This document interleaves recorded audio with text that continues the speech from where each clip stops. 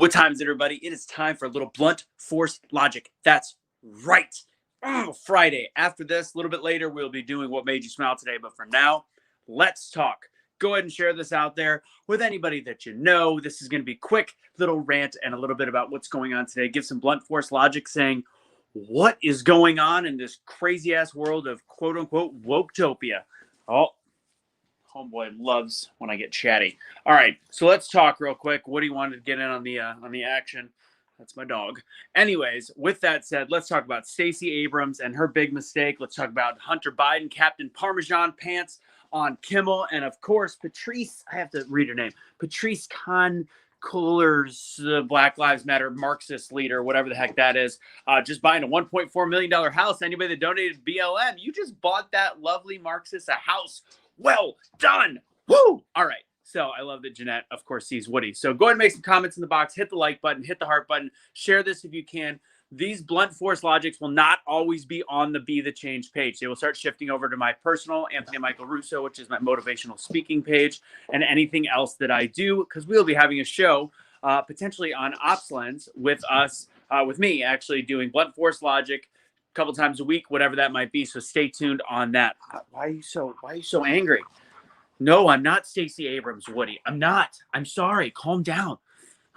Anyways, all right. With that said, I know my room is a mess. Anywho, all right, guys, let's talk real quick. Stacey Abrams made a huge blunder. She decided to be so woke that she was going to be part of the team with LeBron James, who tweeted, "I feel a part of the Major League Baseball family right now because they've listened to me and they've moved the game." Yes. I wonder if he's mad that they found out they moved it to Denver that have the exact same state voter ID laws, as well as a much whiter base and less diverse for the small businesses that are there. Speaking of small businesses, who screwed up the most? Stacey Abrams. How the heck will anybody ever elect this woman ever again, or try to, for example, in the state of Georgia? Because here's what she did. She decided to play the game. She decided to play woke game and said, hey, these voter ID laws, because she always votes against them, because apparently they're so racist because she lost the Kemp, but whatever. So she's going to, actually, they weren't even in place then. I don't know how she couldn't find a way to cheat and make it happen. With that said, let's talk. Because she goes, I want to work with LeBron. I want to work with whatever the heck. Who cares? I want to make sure that we make our voices heard. And then you know what Major League Baseball did? They pulled the game. They pulled it from Georgia. They pulled it from Atlanta. I said, we're out. Now, Stacey Abrams then has a report from The Hill, which is a complete garbage bag of complete, by the way, dumpster fire, garbage bag, shit house of everything in terms of media. Woody, get out of there. What is your deal all of a sudden? All right. So it becomes this ridiculous mess of article, which is what The Hill is in terms of journalism.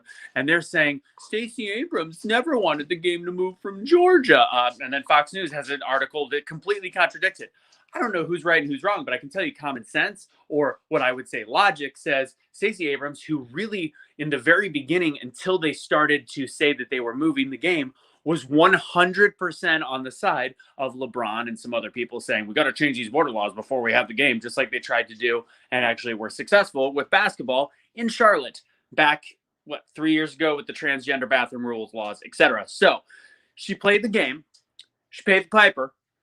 And then said, oh, no, I didn't really want the boycott to happen, even though she specifically said if the game is played in Georgia, a lot of players aren't going to want to play, which I highly doubt that would actually have been an issue. Don't know, won't be able to find out. Let's see if they play in Denver, because if they really were against the voter laws, they won't play in Denver, regardless. So now she's going to have to face a voting public and try to find a way to reel out of the fact that she said, I'm in. Let's boycott, let's not have the game. And then now she's got to pretend like, oh, I didn't mean it. I didn't mean it like that. You're done. You're fired. You literally have no right to talk to anybody in the state of Georgia, specifically Atlanta anymore, especially your base that had small businesses that are now getting really, really affected. I think it was like $100-something million of revenue you cost the state that you lost in before and hopefully never have a chance of winning a political office in. Again, anybody that actually puts you in that position clearly doesn't listen to issues and doesn't see how you actually affected the state. Stacey Abrams, you're canceled. Okay, next. Let's talk. Do you want to talk Hunter Biden on Kimmel? I don't know, because that was an absolute shit show. Let's save that for the end. Next little thing. Let's talk about, God, I have to read her name out. Patrice Colors. one of the quote unquote women that is a Marxist leader. She called herself a Marxist. That's not alleged. She said that she believes in Marxist principles. And one of the leaders of BLM, it's her, another chick, and Hawk Newsom and some whatever organizers. She just bought a $1.4 million house. And I can't find anywhere that states how she made that money, which leads me to believe those hundreds of millions of dollars donated that nobody knows where they go besides quote unquote Act Blue. I got a gut feeling they start to line the pockets. I don't know how she thought she was going to get away with this, how she thought this is a good idea. Even funnier, the community that she's in is well, it's not even gentrified because it's always been a nice community. It's got like one of the lowest Black populations in the area. So I think it's got 1.2% African-American population. You're proving our point. And anybody that doesn't listen, I've got some issues. If you really can't see through BLM as a movement at this point, do I believe Black Lives Matter? 100%. But BLM as an organization is an absolute dumpster fire shit show that nobody in their right mind should support. And anybody that says, I support Black Lives Matter, not like believe it, but support the company, that's on you. You've literally failed at doing your research in life and in charity. There's so many things you could do that would support the Black community 8 gazillion times more. Like, I can't even tell you. You're failing. You are failing at your wokeness. You should learn how to be awake, not woke. Good talk. All right. So last topic. Nay, I love you too. Hunter Biden on Kimmel last night. He was bad enough on that interview that he did where he's like, I was on my hands and knees. And I was like, I don't even know what I'm grabbing out of the carpet, but I want some Parmesan cheese to snort because it looks like crack cocaine. And his eyes were like this. So on the positive, on the Kimmel interview last night, he wasn't high on the show. I could tell. He seemed much more even-keeled in the interview where he was like, I'm not gonna lie, I snorted what probably was lots of Parmesan cheese. Yeah. So at least he wasn't that high. What he is now, he's licking himself. I think he knows I'm talking about Hunter Biden. He's like, hey, look what Hunter Biden used to do. He probably would lick himself. Cool. So with that said, Kimmel got the audience to even cheer when he talked about his addictions and joke. He was kidding around about how he didn't remember periods of time when he was doing crack, and he legitimately used the excuse of his childhood, his upbringing, the all the things he went through. And I'm sorry, he had some terrible things, but we all do. Let's not compare victimhood.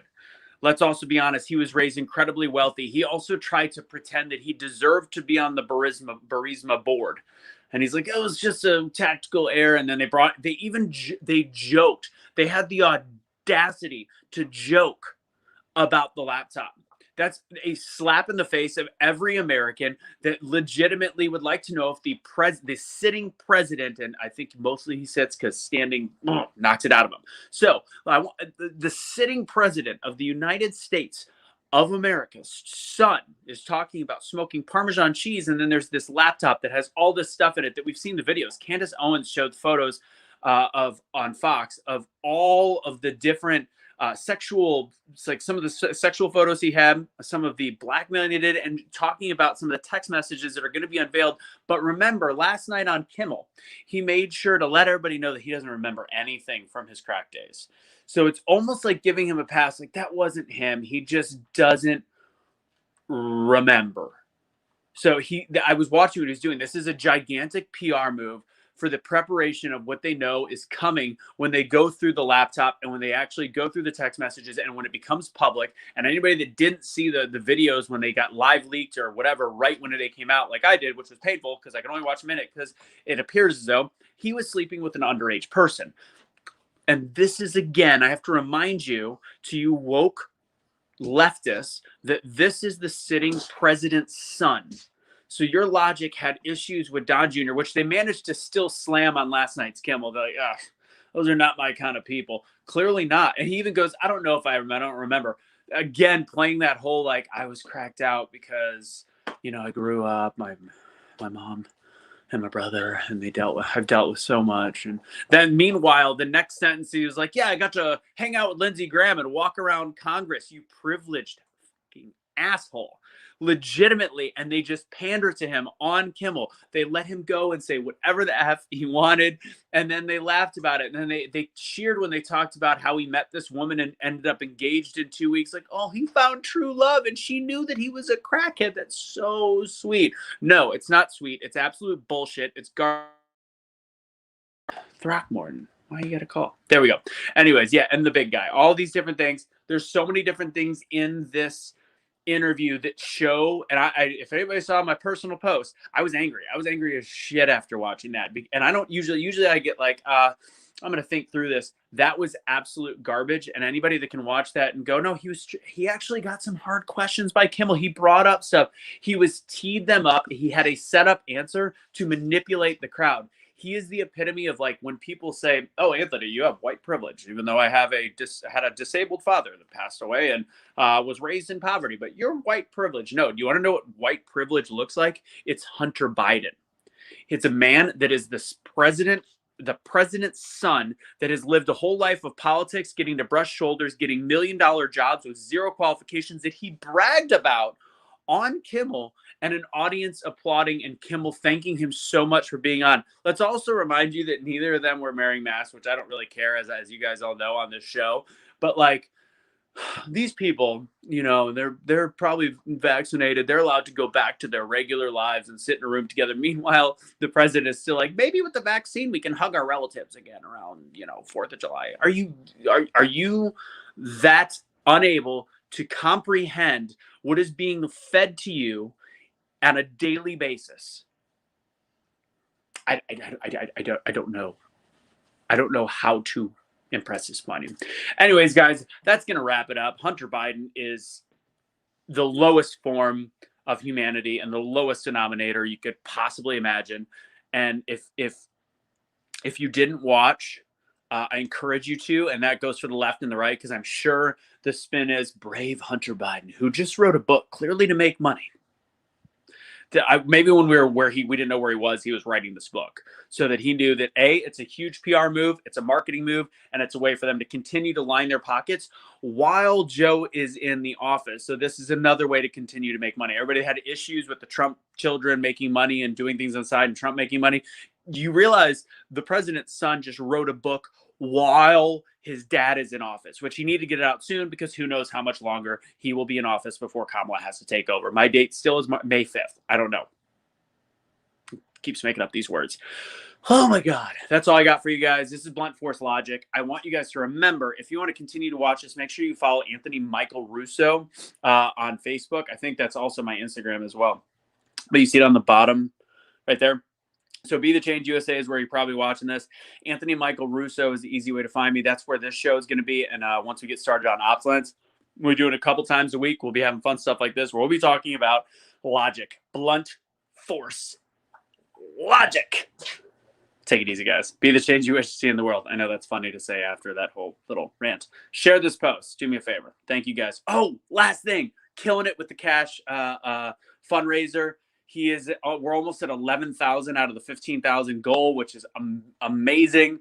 One of our other streetlights that's been around since the very beginning, Elizabeth, is going through some stuff, and I know we're posting on some of the streetlights pages. Her house was burnt down, and it's been a rough couple weeks because I think she lost her job too. Might ask for a little bit of help. I know she's we're trying to get some clothes and different stuff together. Nikki's helping me with that. So with that said, be on the lookout for that. You guys are amazing helping Cash, and I'm going to continue putting out the messages that he is and that he's talked about, etc. And it's at 11,000 now, Heather. Boom! Thank you so much. Sorry, I didn't really get to read any of these. Yeah, that was the other last thing, because I want to keep this under 15 minutes. They kept talking, like Candace Owens is talking about, like, how is this not getting mentioned by Me Too when he's been verbally abusing these people on text message? And these are allegedly verbally abusing these people on text messages. It's all going to come out. When it does, is the Me Too movement going to step up and stand behind the victims in this? Who knows? To me, that would be some logical thinking, some blunt force logic. Have a great day, guys. What made you smile? Coming later.